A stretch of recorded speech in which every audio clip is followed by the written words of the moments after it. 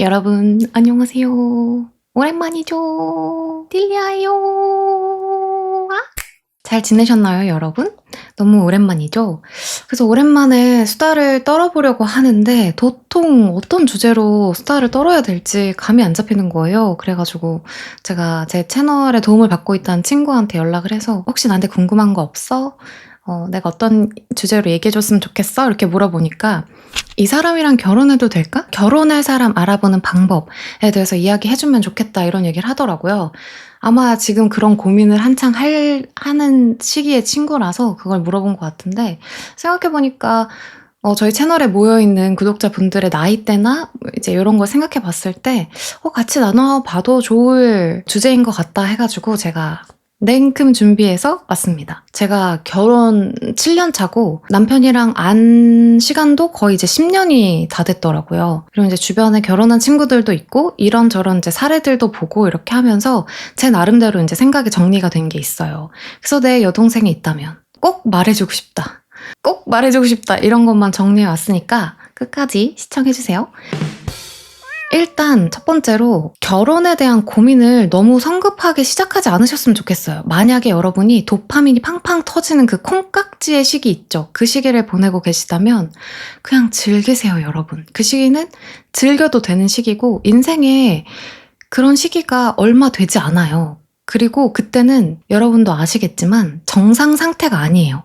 그 사람만 생각나고 그 사람만 보고 싶고 그 사람이랑 계속 같이 있고 싶고 이 내 세상이 온통 그 사람으로 채워지잖아요. 그러니까 정상적인 상태가 아니기 때문에 무언가 인생의 중요한 결정을 내릴 수 있는 상태가 전 아니라 생각하거든요. 그냥 그런 상태에 있다면 일단은 뭘 판단하지 마시고 즐기세요, 여러분.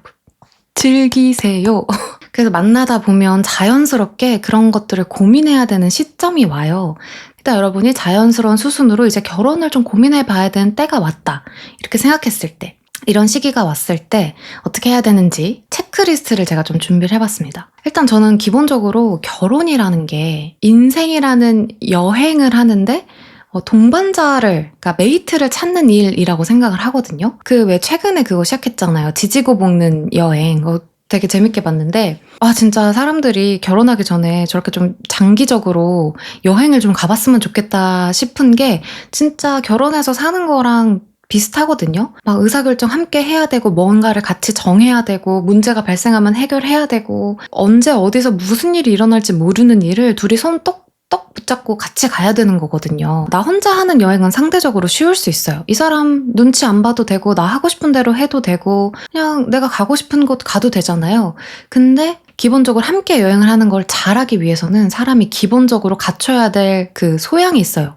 준비를 내가 단디 해야 되는 그런 것들이 있단 말이에요. 사실 그래서 오늘 하게 될 얘기는 상대방을 보면서도 체크해봐야 되지만 결국엔 그 체크리스트가 나에게도 돌아오는 거거든요. 나는 준비가 됐나? 상대는 준비가 됐나? 이 양쪽의 관점에서 다 체크를 해보시는 그 체크리스트다 이렇게 생각해 주시면 좋을 것 같아요. 일단 기본 소양이 준비가 안 되면 만족스러운 결혼 생활을 할 가능성이 좀 낮아진다고 생각하고 자칫 잘못하면 우리가 그 환경이 또 우리한테 영향을 많이 미치잖아요. 그러니까 내가 이거를 감당할 수 없는 상황에 내가 이미 노출이 된 상태에서 이 소양을 준비해 가려고 하면 진짜 쉽지 않을 수 있어요. 그리고 제가 이혼 숙녀 캠프도 재밌게 보는데 이 준비 안 된 상태로 결혼하면 우리가 이혼 숙녀 캠프를 찍게 되는 겁니다, 여러분.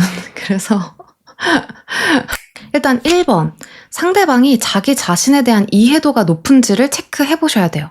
내가 뭘 좋아하고 뭘 싫어하는지 이런 거를 솔직하게 편하게 잘 표현하는 사람인지부터 관찰해 보실 수가 있고 자기의 성격에 대해서 장단점을 잘 파악하고 있는지 이것도 좀 살펴보시면 좋아요. 내 성격적인 단점에 너무 국한되어 있는 사람은 균형적인 시각으로 자기를 바라보고 있는 게 아니기 때문에 아직 자아가 성숙하지 않았다고 전 좀 생각이 들거든요. 그리고 장점에만 너무 치우쳐서 장점만 얘기하는 사람은 어쨌든 이것도 또 하나의 왜곡이기 때문에 사람 피곤하게 할 수 있어요. 장단점을 고루 파악하고 있고 단점에 대해서는 본인이 받아들였고 기회가 된다면 개선의 여지가 있는 사람인 게 좋습니다. 그만큼 자기에 대해서 잘 파악하고 있는 거고 그리고 이제 단점에서 더 나아가다 보면 좀 깊숙하게 자기의 결핍이나 정서적인 어려움에 대해서도 좀 인지를 하고 있다라고 하면 자기에 대한 이해도가 높은 사람인 거죠. 그렇게 사리분별이 되는 사람이라면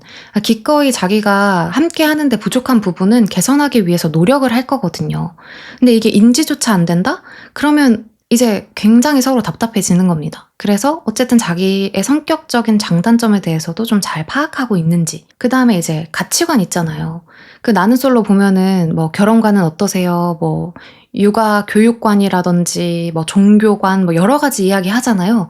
그런 것들에 대해서 어느 정도 정립이 되어 있는 사람일수록 좋죠. 돈을 어떻게 쓰는지, 여가 시간을 어떻게 쓰고자 하는지, 어떤 그 사람이 가지고 있는 습관이라든지 이런 게 어느 정도 형성이 돼서 자기한테 중요한 게 뭔지 이렇게 이야기할 수 있는 사람. 또 하나는 그 사람이 어떤 인생의 목표를 가지고 있을 수 있잖아요. 그 목표에 대해서도 이야기해 줄 수 있는 사람이라면 자기 자신에 대한 이해도가 상당히 높은 사람이다. 이렇게 평가를 할 수 있을 것 같아요.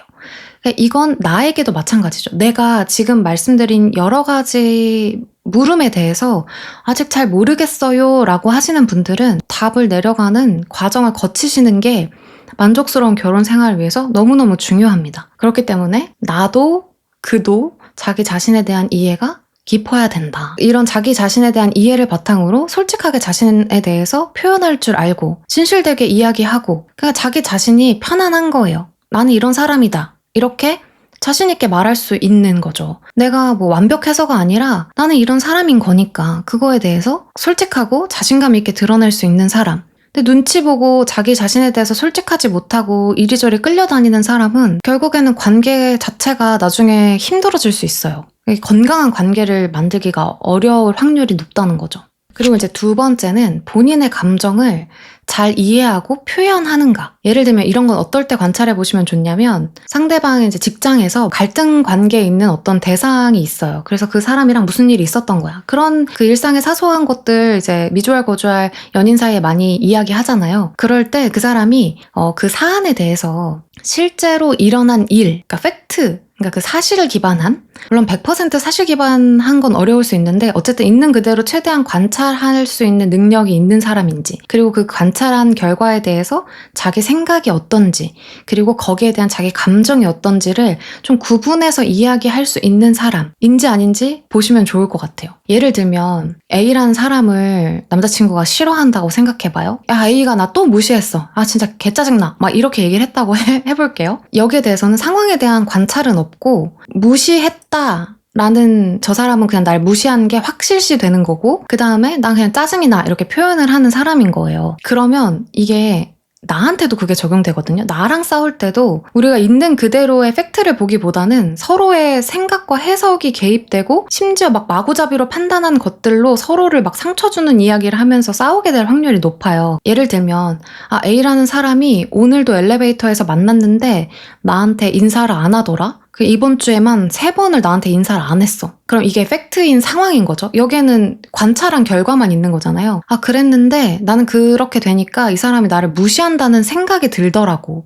어쨌든 내가 생각한 거잖아요. 그 사람한테 내가 너 나 무시했어? 라고 물어보지 않았잖아요. 그래서 근데 나는 무시했다고 느낄 수는 있으니까 나 무시했다는 생각이 들었어. 무시당했다는 생각이 들었어. 이렇게 얘기를 하고, 그래서 나 기분이 굉장히 언짢고 불편하고 지금 회사 생활 하는데 이게 너무 큰 장애야. 이런 식으로 뭔가 구분해서 잘 이야기할 수 있는 사람은 나에 대해서도 왜곡할 가능성이 적고 좀 더 이렇게 감정적으로 서로 잘 연결된 상태에서 대화를 할 수 있는 가능성이 높은 사람입니다. 있는 그대로의 사실과 자신의 생각이 분리가 안 되는 단계에 있으면, 저도 어렸을 때 그랬거든요. 근데 이게 살다 보면 사실 이게 발달이 돼요. 막 여러 상황에 내가 놓이고 객관적으로 날 바라보게 되고 이렇게 이해관계가 틀어졌을 때 저 사람 말도 맞네?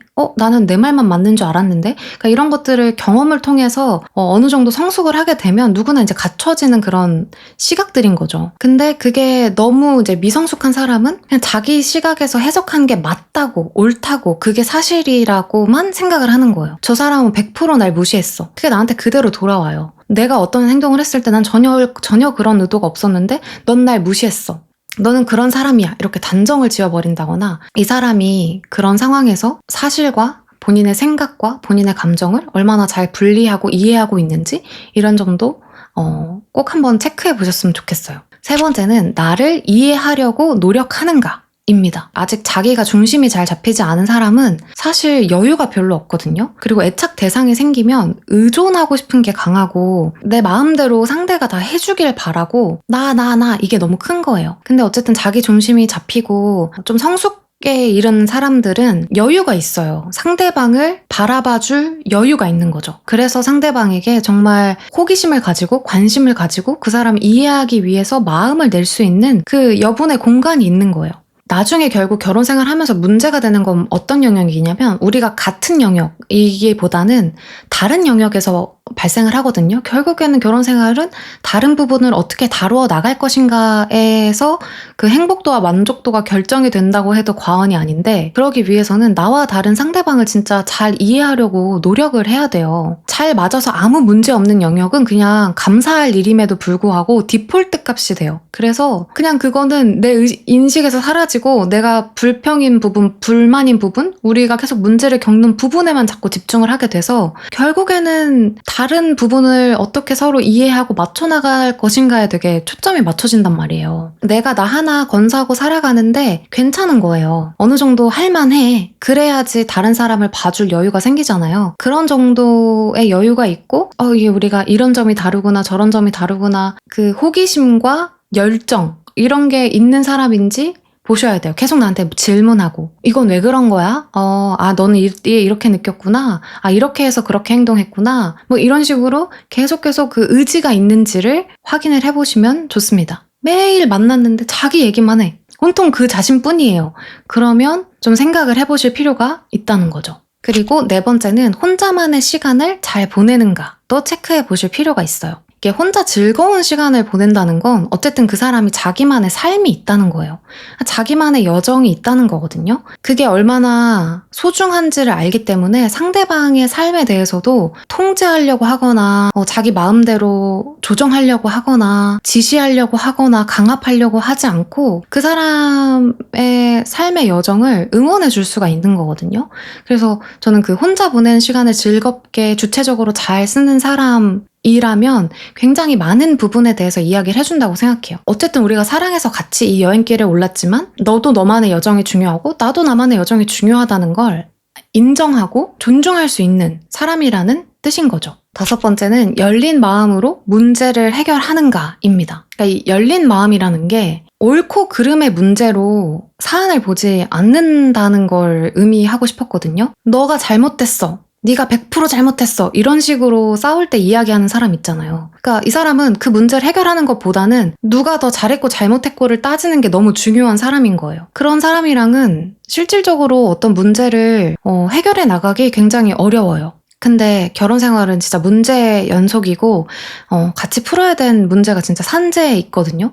정말 심지어 작은 TV 사는 문제, 에어컨 고치는 문제, 여러 가지 있을 수 있잖아요. 그 모든 문제에서 탓을 하고 자꾸 옳고 그름을 따지려고만 한다면 다친 마음으로 문제를 해결하려는 사람이라고 저는 이야기하고 싶은 거죠. 그래서 열린 마음으로 문제를 해결하려고 하는 사람은 서로의 다름을 인정을 하고 서로 달랐던 욕구를 인정을 하고 거기서부터 그럼 우리가 어떤 타협안을 낼 수 있을까? 우리가 어떤 노력을 해볼 수 있을까? 이렇게 긍정적으로 문제를 해결하기 위해서 생산적인 어떤 것들을 같이 해나가는 거죠. 이게 만약에 실패를 하더라도 그럼 이렇게 해볼까? 저렇게 해볼까? 우리가 또 뭘 해볼 수 있을까? 이런 식으로 문제 해결을 하는데 굉장히 능동적인 거예요. 근데 이게 저도 살다 보니 단번에 해결되는 문제들도 있는데 몇 년에 걸쳐서 이게 해결이 안 되고 반복되는 문제들이 있어요. 그러면 이렇게 해볼까? 저렇게 해볼까? 이번에 이 방법 해볼까?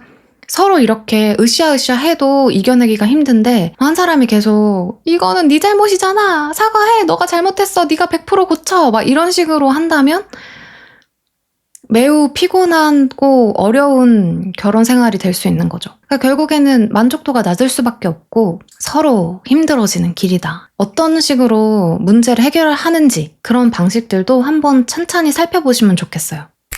오늘 얘기를 정리하자면 사회생활도 하고 여러 사람들 만나 보고 이런저런 실패 경험하고 고생해보고 막 이러면 우리가 자연스럽게 조금씩 얻어지는 소양들인 것 같거든요. 저도 어렸을 때는 약간 자의식 과잉이었고 뭔가 이게 메타인지가 덜 발달되고 객관적으로 상황을 보는 것도 힘들고 저 사람 입장은 진짜 틀린 거고 내가 맞는 거고 이런 어떤 작은 나의 세상에만 갇혀 있어서 그 관점을 가지고 세상을 대했었거든요.